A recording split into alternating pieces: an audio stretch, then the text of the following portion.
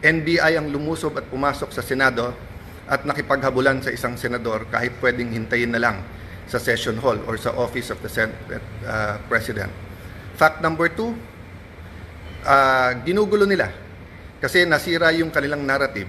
So fact number 2, pwede nang mag-umpisa sa Monday ang impeachment trial. Ako nga'y medyo nababahala kasi baka gamitin yung issue na to para maraming magsalita sa Monday tapos sa amin ibabalandra kung bakit may delay sa impeachment. Fact number 3, inimbita ko sa opisina ko, sabi ko pwede pa siya magsama, pero pinili niyang mag-isang pumunta sa office. We had a number of senators there, and sinabi po ni NBI Director, he will follow the Senate and he will not arrest sa loob ng Senado. We told him to submit the warrant para makita namin. Sabi niya nung Lunes, Tuesday niya isasubmit kasama ang sulat. Pinayagan namin iuwi niya yung 10 operatiba niya, agents niya, with the condition na ibibigay niya yung spot report. Hanggang kahapon po, hindi binibigay. Ang alam ko hanggang today, hindi binibigay. Pangatlo po, sabi niya, hindi siya kikilos, hindi niya pakikilusin ng NBI nang walang coordination sa amin. Wednesday morning pa lang po, may reports na po kami na naglalabas-pasok po ang mga NBI agents. Naka-alert na po kami ng Wednesday. Pagdating po ng hapon ng Wednesday, paulit-ulit sinasabi po sa akin na meron pong NBI agents na naka-full tactical gear. Ibig sabihin po, naka-uniforme, may vest, may mahabang armas na nasa GSIS. Nagbigay ng contact person si NBI Director Matibag. Tinawagan namin yon at sinabi niya, pinapaabot ni Director, walang NBI sa Senate, walang NBI sa GSIS. Nung hapon, umakyat sa akin si General Mao at nagsabi po sa akin na may nangyayari sa mga pinto at yung GSIS ay nagsasara ng mga pinto at nagsasabing kahit senador po ang dadaan doon ay kailangan inspeksyonin. Sabi ko kay General Mao, pakianyaya sa head ng GSIS, administrator yung nagamit niya noon, I think he meant GM. Sabi ko, I'm willing to talk to him very calmly, please call him. The next thing I knew, meron na daw mga armado doon. I asked them to call NBI ulit. Sinabi na naman nila na wala. Samantalang kitang-kita na ng mga nakasuot ng NBI. The next thing we knew, may mga putukan na at akala po namin yan ay mga fireworks. Nagpuputukan na pala po sa baba. Still, they were denying that NBI yon. Kahit na yung mismong winarningan nila ay nagsabing NBI sila. So please look at the context. Alam natin under siege nung Monday or nasa loob ng Senado ang mga NBI. Alam po natin na nakipaghabulan sila. Gina-justify pa dahil ito daw po ang paraan na mag-arrest. Pagkatapos pinangako sa amin na wala daw pong NBI sa paligiran. Nandun na po ang Marines, nandun po PNP, libo po ang PNP sa labas, naging very transparent kami. Nakiusap kami na walang baril sa loob ng Senado. Tignan nyo po lahat ng video. So nung nangyari na po yun at hindi na po namin alam kung sino kakausapin dahil nagkaipitan na sa loob ng kwarto ang bawat isa, ginamit natin Facebook. Ang sumagot po ay si Secretary ng Interior na si John Vic Remulla. Dumating siya, sabi niya, please allow the police inside. Nag-usap kami, sinabi niya, secure kagad, I'll be there in 10 minutes, secure the CCTV. Agad kong sinabi, kay as soon as nakaakit na po si Sergeant at Arms Mao, sabi ko, secure the CCTV room, huwag niyong gagalawin. Pagdating ng mga police, make sure you have 2 copies, isa sa kanila, isa sa amin, para hindi po matamper. Yun din po pinag-uusapan ng ibang senador sa loob ng room. So nung sinabi po ni Jinggoy na itago, ang ibig niya sabihin, make sure walang makakuha kung hindi po yung police. At sinagot siya nun, kung tinuloy yung video na yon, may sumagot na nakasecure na po. As soon as Secretary Remulla came, the first thing he did was kamustahin kung okay kami, kung secured yung mga senador. Then tinanong yung CCTV and then nagpaalam kung pwede i-sweep floor by floor at pumasok yung iba pang pulis. Technically, I could have said it was under Senate jurisdiction. But he gave me his word and he followed his word that this will be a investigation that is independent. So dalawa po, joint investigation to. Lahat po ng CCTV agad binigay. Pangalawa po, lahat ng crime scene hindi po namin tinago. In fact, sa GSIS hindi kami makapasok, pulis lang. Kaya bago umuwi si Secretary Remulla at si Chief PNP Nartates, hiningi ko na makapasok din po. Kasi nung una, inilalabas ang narrative ng iba na wala daw putok from the other side. Nung una, isa pa lang ang nakitang putok o bala na tumagos galing sa kabilang side. Pero nung pinayagan kami sa loob at nung pagkatapos po na inusisa ng mabuti ng PNP, nakita po na may at least 5. So what am I saying here? This is the results of the independent investigation so far. The President, and I thank him for calling, checking how we are, and assuring us that he told everyone to stand down, the military, the PNP, and the NBI. But I told him, sir, the NBI has been lying to us. Sabi niya, hindi, susunod sa kanya yung NBI. Sabi ko, sir, with all due respect, nandito naman si Sec. John Vic, siya na mag-report sa'yo. So, dun sa mga nagsasabing this is staged or whatever, di ba, we allowed every single transparency measure, we allowed the investigation. In fact, pag akyat namin ng 5th floor, kahit wala sa usapan, sabi po ni Secretary Remulla, ibaba ang mga armas ng OSAA. I saw his wisdom para nga hindi magka-enkwentruhan, para hindi magkaroon ng miscommunication or hindi questionin ang intention ng bawat isa. Pinababa ko sa mga OSAA yung mga armas. Sa 5th floor yon. We went to the 1st floor, nakita nyo naman yung press con. After the press con po, may nahuli na sinasabi niyang confidential assistant, confidential agent po siya. Confirm po yan at kinasuhan na po yan. At sinabi din po niya kung sino nag-utos sa kanya na taga-NBI. It is about this time na nagsimula pa lang mag-iba ng narrative ang NBI. Biglang umamin na nandun at biglang may sulat daw na ang GSIS ay nag-request ng security. Kailanman po wala sa history ng GSIS na NBI ang kanilang tatawagin. Parati po yung pulis. Ang NBI po ay hindi taga-secure. And even assuming for the sake of argument, may usapan na po kami ni Director Matibag na in the building, around the building, kasi pinangako niya sa akin walang checkpoint sa labas ng NBI. Samantalang nakita namin po yung video, NBI, pinabubuksan po yung mga kotse ng senador. This was on Monday. So sunod-sunod po ang kasinungalingan po ni NBI Director.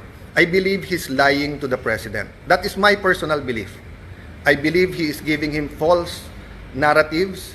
Kasama po nila si Senator Trillanes nung Monday. Senator Trillanes had no personality to do that, but he is in coordination with many. Let me express my sadness,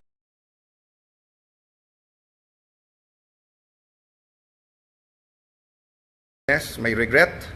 First time po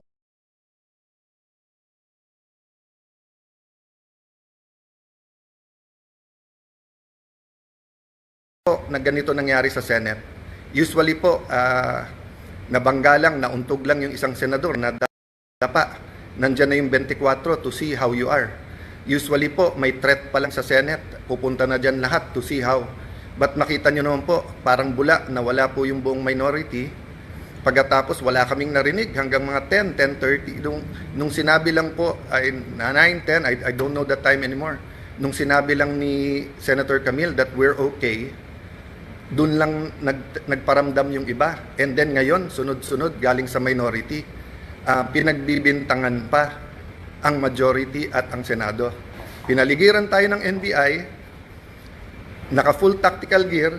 When we defended ourselves sa Senado, sasabihin nyo pa, nakakalungkot at magulo ang Senado. Nakakalungkot po because never nangyari to sa institusyon ng Senado. Even po yung mga kapatid natin sa kaliwa, sa progressive group, nandyan po ako nung Batasan 5. Hindi natin pinayagan na arestuhin kayo dyan sa loob.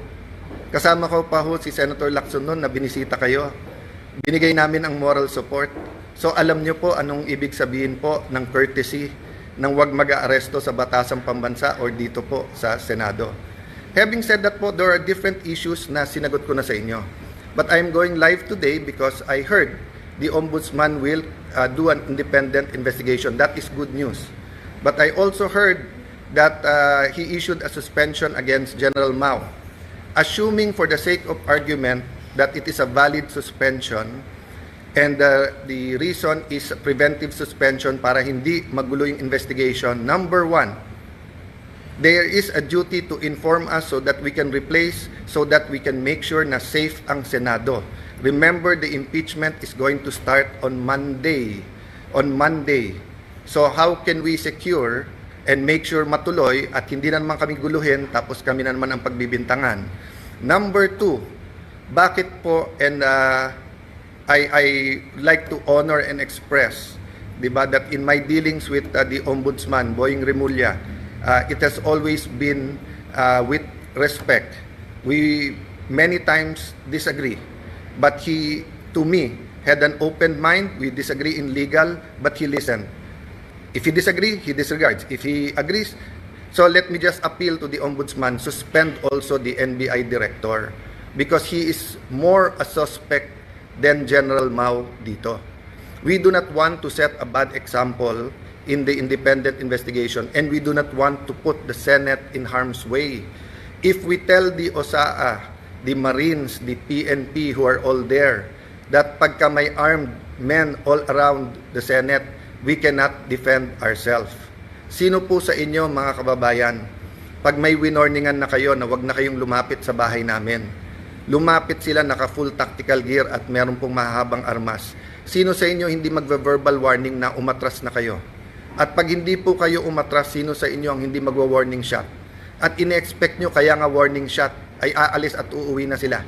Pero ano po ang naging reaksyon? Bumaril po paloob ng Senado. It is the first time, ang alam ko lang po may barilan sa batasan nung kudeta. I don't remember now if that was 87 or 89. And I don't even know if it was inside the batasan. Pero it is the first time na Senado babarilin sa loob ng Senado. Lahat po ng Senate media were in the second floor. They have footages po. The investigation can be done independently. I have held off from the Senate investigating ourselves. Diba? We can also investigate. But I don't want this to be political. I want it to be calm. I want to respect yung sinabi ng Presidente, and I assume good faith. I assume he was telling me that based on the information he had at that point. I take offense that the Executive Secretary posted in his Facebook na staged without waiting for the investigation. Hindi ako nakatanggap ng tawag sa kanya na kamusta na mga senador, kamusta kayo? I promised my family and some people I will not be emotional in this broadcast, but ito lang po ang pahatid ko po sa lahat ng executive department. Kung anak nyo po kaya yung nandun, kung asawa nyo po kaya yung nandun, yung mga anak ni Joel Villanueva, haven't they suffered enough kahit na sunod-sunod ang false narratives nyo sa kanila? What do you think they felt when they thought na baka hindi makalabas ng buhay yung kanilang tatay? Si Camille, bata pa, kakapanganak lang, di ba? Few months ago. Nandun po, naipit sa loob. Hindi malaman kung anong gagawin. My sister, she's healthy, she's beautiful, but she's not a teenager. If she had a heart attack, anong gagawin nyo? Yung staff ko na legal, hindi political yung mga yon. Hindi marunong sa politika. They just joined me this term. Traumatized silang lahat. Sabihin nyo may mali na mag-warning shot. Sige na po, may mali. So ang sagot po ng NBI, kung may mali ang Senado, barilin ang mga Senado. Kayo po sa minority, mas importante sa inyo ang 2028, mas importante sa inyo ang Senate presidency, kaso sa buhay ng mga kasamahan nyo. O sige, tanggapin ko na yun. Tanggapin ko na kung meron utak pulbura, meron din utak politiko, but you're willing to see the Senate that way, and you're willing to join the narrative, to flip the narrative, to say that since I got there, magulo ang Senate. Why? Kailan naging crime ang magpalit ng Senate President? Sino ba nagpapasok ng NBI kaya nagkagulo nung Monday? Hindi ba si Senator Soto? Oh, sino ba nagpadala ng NBI nung Wednesday kaya nagkagulo? Hindi ba si Director Matibag? Sino nag-utos sa kanya?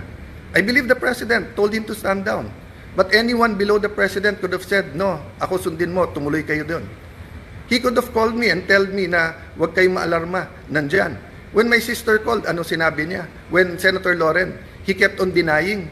Nung sinabi ng sister ko from the back, kasi hindi na namin malaman nangyayari, do your job. Pinagsisigawan yung sister ko na huwag mo akong sigawan.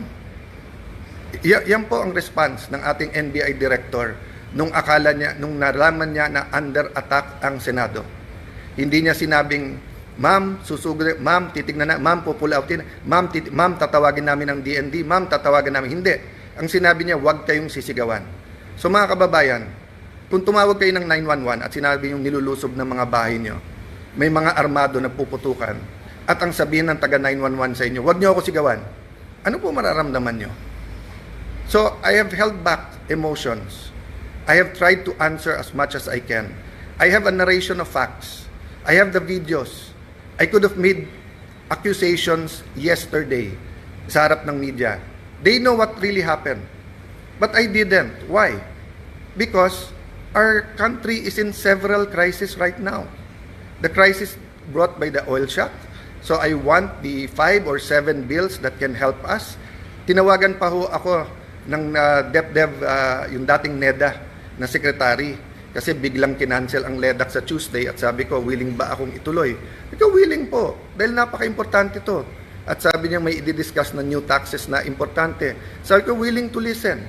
O yung pala, sinasabi ng mga kasamahan namin, kinakausap at tinatawagan at yung iba'y tinatakot dahil kailangan daw magpalit ng Senate President sa Monday. Politika na po yun, isang tabi natin yun. Let's go back to the main issue. The integrity of the Senate. The President used to be a senator. He understands this. That's why he went on national TV. I believe that's why he called.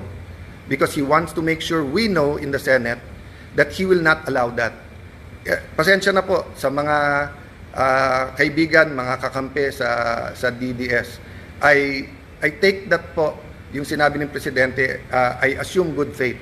I assume that when I am told as Senate President and when the President speaks, he is speaking truth. Ang problema is he being told the truth. Is Matibag and others under him telling him the truth, or do they have their own agenda for 2028 and they have their own agenda for the Senate presidency? Lastly, I may leave anytime. They can remove me. I can even be gone as senator. I mean, I've reached the pinnacle, I think, of my career. No, from councilor to vice mayor, congressman, speaker of the House, Secretary of Foreign Affairs, and now Senate President. Ano pang hihingin ko sa mundong ito? Ano pang ipagdadasal ko sa Panginoon? Siguro po, dito sa local, kasi mahal ko po ang aming bayan ng Taguig at Pateros, 'di ba? But so far as national, wala na po akong hanapin. Tahimik po buhay ko. Tahimik po buhay ng ate ko. We're minding our own business. But when 12 senators came to me and said, we have to make sure that everything is done by the Constitution. Simple ang sinabi ko, will we have a fair and independent impeachment process? They said yes. Are we all willing to sacrifice? Yes. Are we going to be confrontational every move?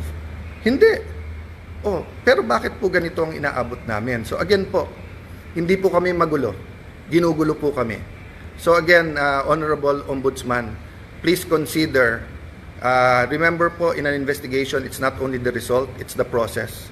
So there will be no independent investigation while the NBI officials hindi lang po yung director, yung pong head ng transnational crimes, kasi yung po ang tinuturo ng kanilang confidential agent. Hanggang hindi po sila sinususpend, tapos ang sinususpend po ng sa Senate.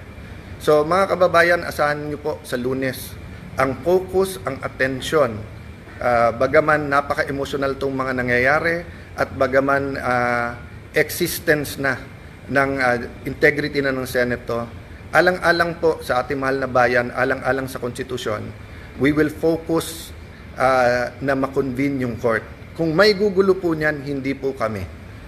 By the way po, pag convene namin as a court, pag-issue po ng summons, hindi pa ho magsa-start ang trial kasi sasagot pa ho ang Honorable Vice President. So wala pong dahilan na magmadali silang magpalit sa Monday even if they will recycle another narrative to say that this is for the impeachment. I ask our young people now, yes, there are, dati kasi pagka nag-issue ng statement lahat ng deans, ako mismo bilang idealistic na law student, kahit tatay ko mismo na idol ko nagsabi bilang batas, naswisway din po ako. Pero tignan nyo po yung katotohanan versus po sa propaganda. Sabi ng mga deans, ang palitan daw ay para makontrol po ang impeachment at para po ma-dismiss. I'm paraphrasing, di ba? Or whatever you call it, whatever word you use it. Hindi po. In fact, mas mabilis pa ho kaming kumilos. Kasi pwede pong Thursday na namin check-in, lahat ng annexes, etc. Kasi nagkagulo sa Senate ng Wednesday night. But hindi po. I think the very professional Senate Secretariat, despite yung buong gulo, tuloy-tuloy po. Tuloy-tuloy po yon. So, again po, you want an independent investigation, go ahead po. Pero delikado po kung ano magiging katotohanan because ang katotohanan po, ang Senado ang ginugulo. We will keep you updated. Again, we have all the facts. Sa mga matitinik na reporters na may mga tanong na pointed, I'm talking about outside the Senate kasi inside the Senate, nakapagtanong naman sila. We're ready to answer all of the questions. We just wanted everyone, to not have a national trauma about a news that inaatake ang Senado ng NBI. But now that it's out, that it is the NBI, prove to us that that was a rogue decision. Prove to us po na misfire po yun at hindi po yun ang talagang tangka, di ba? Again, I will give everyone the benefit of the doubt. Pero doon po sa mga nagsasabing drama, etc., ito lang po sasabihin ko sa inyo. I hope your family is never put in that position. Because I was there. I was there and I wanted to go out and I wanted to face them. Di ba? And I saw the reaction of everyone and I watching the video, sobrang tapang po. Hats off. I really respect po yung Senate media. Hindi kayo nagtago, hindi kayo umuwi. You run towards danger so that people will know the truth. Kaya yung pakiusap po, lahat ng naglalabas ng video, nakitang-kita yung katotohanan, kaya nasisira mga gawa-gawang narrative. Continue to do that. So may we ask God for one thing, the truth to come out. The truth to come out. Based on the truth, let's move forward. Let's build our nation. Let's not destroy our nation. Let's build our nation. God bless you all.